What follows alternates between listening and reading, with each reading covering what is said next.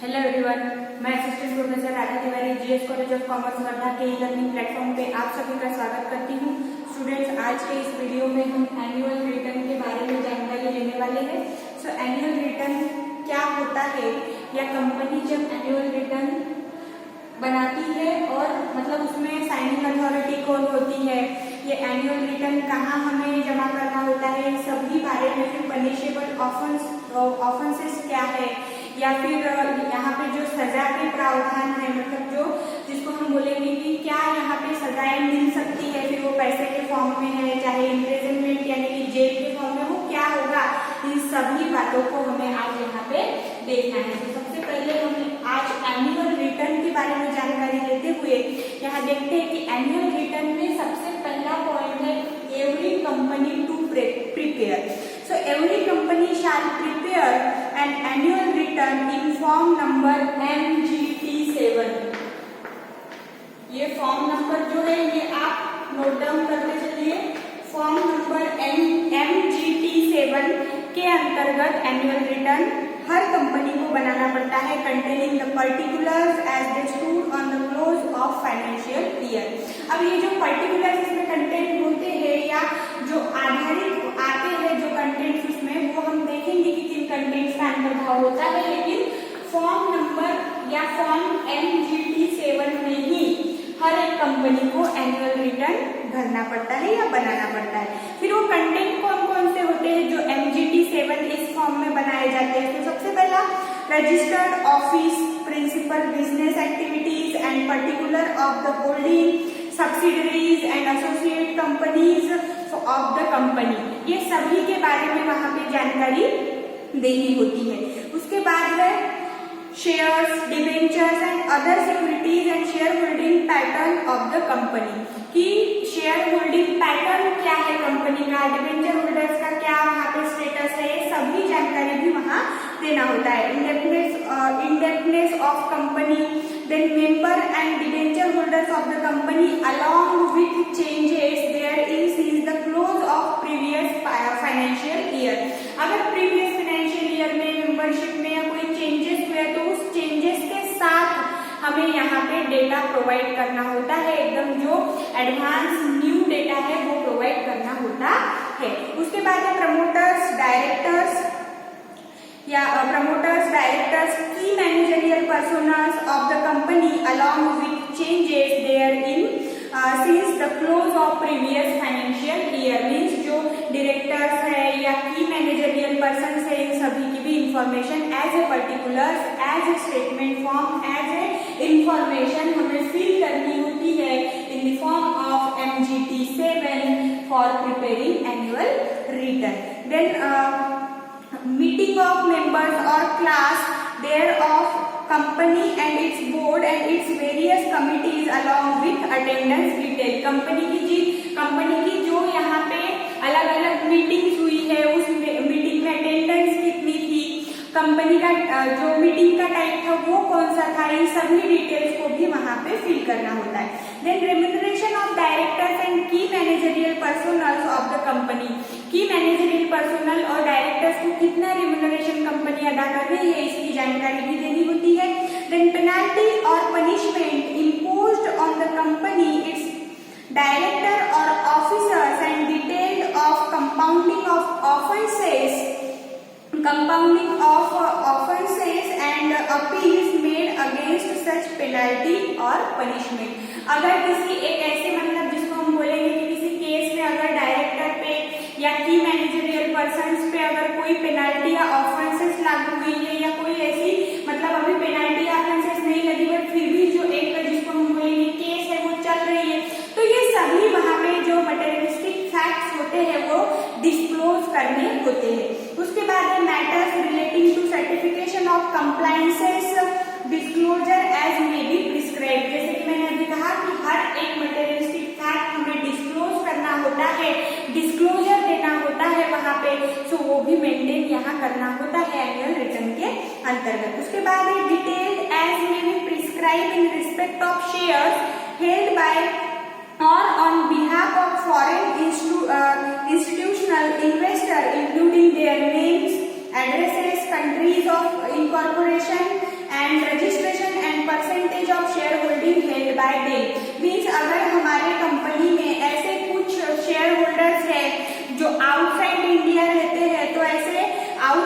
Outside India रहने वाले share holders या फॉरेन इंस्टीट्यूशनल, जो फॉरेन इंस्टीट्यूशनल जिसको हम ये कहेंगे कि फॉरेन इंस्टीट्यूशनल कंपनी या रेगुलेटर्स जो है उन सभी के बारे में यहाँ हमें जानकारी देनी होती है। फॉरेन इंस्टीट्यूशनल इन्वेस्टर्स के बारे में रेगुलेटर्स नहीं आएगा, इन्वेस्टर आएगा। फॉरेन इंस्टीट्यूशनल इन्वेस्टर के बारे में उनका नाम, एड्रेस, जो कंट्री जहाँ पे वो वर्क कर रहे हैं, कंट्री ऑफ इनकॉर्पोरेशन, ये सभी जानकारी वहाँ देनी होती है।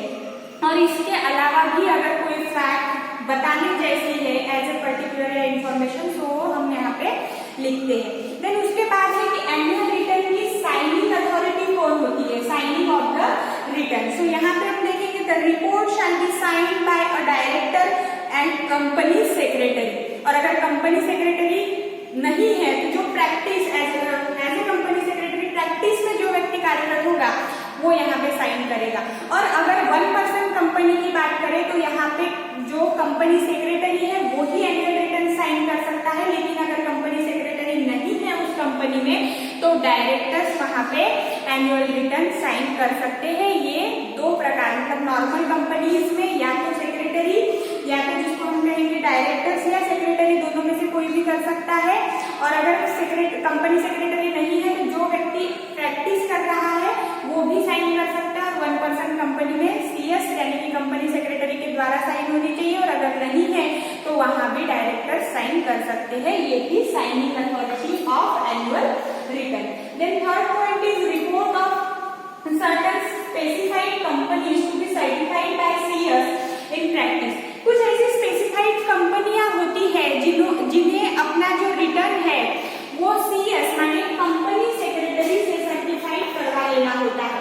अब ये प्रकार की कंपनियां कौन सी है, जैसे यहाँ पे कहा कि सर्टन स्पेसिफाइड कंपनी, तो ये सर्टन स्पेसिफाइड कंपनी कौन सी है ये भी आपको पता होना चाहिए।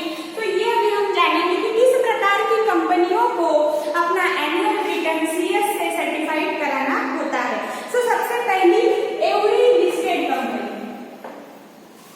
एवरी लिस्टेड कंपनी, हर एक सूचीबद्ध कंपनी को अपना जो एनुअल रिटर्न है वो CS माने कंपनी सेक्रेटरी से सर्टिफाइड करा लेना होता है। फिर ये सर्टेन कंपनीज में या सर्टेन स्पेसिफाइड कंपनीज में और एक प्रकार आता है, वो है every company having paid up share capital of 10 crore or मोर।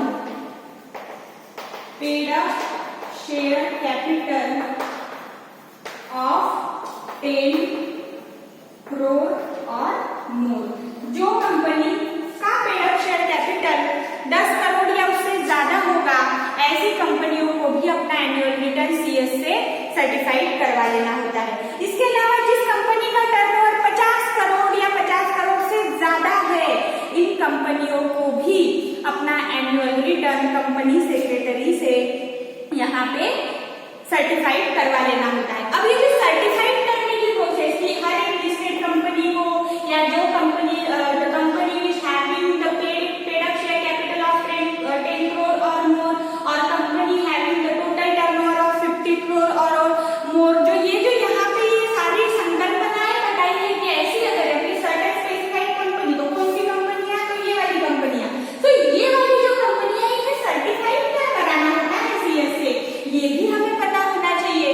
तो सर्टिफिकेशन में केवल ऐसी जानकारी प्रोवाइड करता है CS की मैंने इनकी सभी जानकारी देखी है, जो भी एनुअल रिटर्न में कहा गया है वो बिल्कुल करेक्ट है, बिल्कुल ट्रू है, ऐसा सर्टिफिकेट CS के द्वारा लिया जाता है। तो ये थर्ड पॉइंट हमारा था, report of certain specified company to be certified by CS in practice. Then fourth point is extract of return.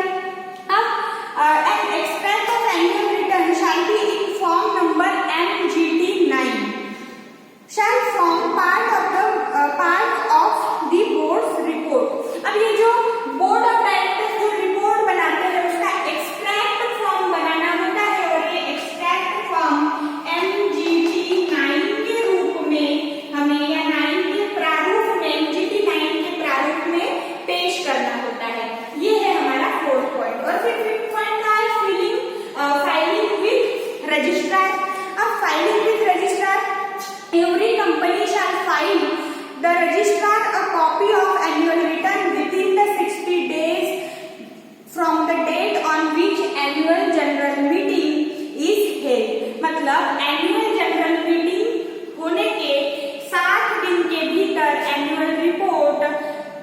जो कंपनी रजिस्ट्रार है उनके पास दर्ज कराना होता है। और अगर एनुअल जनरल मीटिंग अरेंज ना की जाए, ऑर्गेनाइज ही ना की जाए, आयोजित ही ना की जाए, तो यहाँ से 60 दिन के भीतर आयोजन करके क्यों डिले हुआ या क्यों समय पे एजीएम नहीं ली गई, इसका भी वहाँ पे ब्यौरा देना होता है। तो ये है फाइलिंग विद रजिस्ट्रार। कितने दिनों के भीतर? तो जिस दिन आपकी एजीएम हुई है उससे 60 दिनों के अंदर आपको जो एनुअल रिटर्न है वो रजिस्ट्रार के पास, या रिपोर्ट जो है वो रजिस्ट्रार के पास दर्ज करानी पड़ती है। उसके बाद 6th पॉइंट है punishment for failure to file return.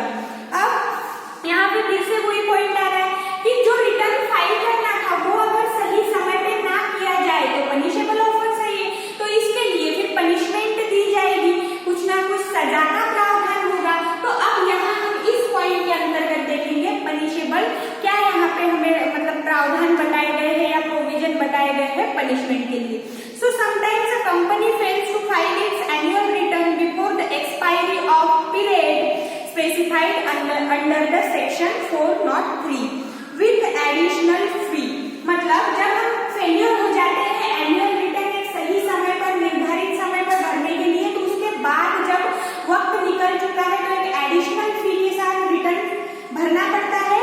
लेकिन in such a case the company shall be punishable with fine which shall not be less than 50,000 and it will be extended up to 5 lakhs। मतलब जब आप अपना return सही समय पर नहीं भरते हो तो उस समय 50,000 से लेकर तो 5 लाख रुपए तक का जुर्माना कंपनी को देना पड़ सकता है। ये जो अमाउंट है वो 50,000 से कम नहीं होगी और 5 लाख से ज्यादा भी नहीं होगी। Moreover, every officer of the company who is in default shall be punishable with imprisonment। मतलब जेल भी हो सकती है। जो व्यक्ति इस डिले होने के लिए जिम्मेदार व्यक्ति है उन व्यक्तियों को जेल का भी प्रावधान है या जेल की सजा का भी प्रावधान बताया गया है।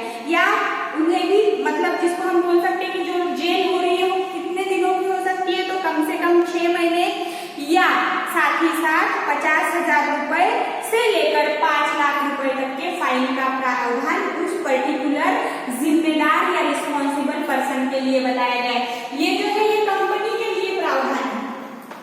और अगर किसी एक व्यक्ति के द्वारा ये डिले हो रहा है, जो रिपोर्ट सबमिट करना थी वो नहीं हो पाई, समय पर फाइल नहीं कर पाए हम, रिटर्न फेलियर हो गए, तो इस परिस्थिति में जो व्यक्ति कारणीभूत है उसे भी ये और इसके साथ साथ 6 महीने की सजा, मतलब ये और है या तो 6 महीने की सजा या 50,000 से लेकर 5 लाख तक की यहाँ पे जो जुर्माना जिसको हम कहते हैं वो भरना पड़ सकता है। उसके बाद है punishment for CS in practice. जैसे कि 3rd पॉइंट में मैंने आपको बताया कि स्पेसिफाइड कंपनियों के लिए, स्पेसिफाइड क्लास ऑफ कंपनीज के लिए सीएस सर्टिफाइड करता है या सीएस सर्टिफिकेट प्रोवाइड करता है कि each and every information is true. तो जब ऐसा सर्टिफिकेट यहाँ पे कंपनी सेक्रेटरी ने प्रोवाइड की है तो जरूरी है कि वहाँ लिखी हुई हर चीज सच होनी चाहिए। और अगर वहाँ पे सीएस ने लिख दिया है कि सभी बातें, सभी मटेरियलिस्टिक जो भी इंफॉर्मेशन है वो बिल्कुल सच है, लेकिन अगर कुछ गड़बड़ हो जाती है तो ऐसे परिस्थिति में सीएस जो प्रैक्टिस कर रहा है उसे भी पनिशमेंट हो सकती है। और ये यहाँ पर हमने एनुअल रिटर्न को एक अलग अलग एस्पेक्ट से समझने की कोशिश की कि क्या होता है, उसमें कौन कौन से पर्टिकुलर्स होने चाहिए, साइनिंग अथॉरिटी कौन होगी, किन कंपनियों को सीएस के द्वारा ये सर्टिफाइड करवाना होता है, एक्सट्रैक्ट ऑफ रिटर्न कौन से फॉर्म में ये भरना चाहिए, एनुअल रिटर्न इसका क्या ये है, मतलब जैसे एनुअल रिटर्न बनना है तो फॉर्म MGT 7 में बनाते हैं, एक्सट्रैक्ट होता है वो MGT 9 में बनाया जाता है, रजिस्ट्रार के पास ये जो फाइल करना होता है वो एजीएम के बाद कितने दिनों के भीतर हम कराते हैं। ऐसे सभी अलग अलग एस्पेक्ट्स को यहाँ आपके सामने मैंने प्रेजेंट करने की कोशिश की है। इसमें भी कई क्वेश्चन ये किया है, जैसा ये जो आप जिसे स्टैटिक पोर्शन कह सकते हो, ये स्टैटिक पोर्शन जो होता है ये मैक्सिमम टाइम MCQ इन्हीं पे बनाए जाते हैं। तो ये ऐसे जो पॉइंट्स है जैसे ये फॉर्म नंबर हो गए, डेट्स हो गया, ये सब चीजें जो होती है, जैसे यहाँ पे हमने देखा कि स्पेसिफाइड कंपनी के टाइप में कौन कौन से आते हैं, तो उसमें भी